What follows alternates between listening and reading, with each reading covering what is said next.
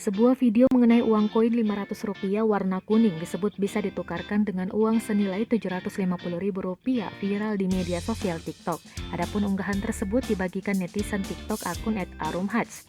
Dalam tangkapan layar tersebut terlihat sebuah gambar uang logam berwarna kuning bertuliskan 1990 Bank Indonesia.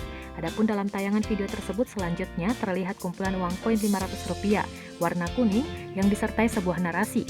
"Ayo buruan ditukar ya ke BI," tulis akun tersebut. Hingga saat ini postingannya telah ditonton lebih dari 5,3 juta kali. Terkait dengan hal tersebut, Kompas.com menghubungi Direktur Departemen Komunikasi Bank Indonesia, Junanto Herdiawan. Saat dihubungi, Junanto menegaskan bahwa uang koin Rp500 jika ditukarkan ke Bank Indonesia tidak akan bernilai Rp750.000. Ia menjelaskan, uang yang ditarik Bank Indonesia dan bernilai Rp750.000 adalah uang rupiah khusus yang terbit tahun 1990.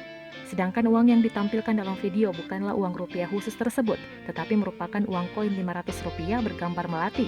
Pihaknya menegaskan, uang koin Rp500 nilainya bukan Rp750.000, tetapi tetap bernilai Rp500.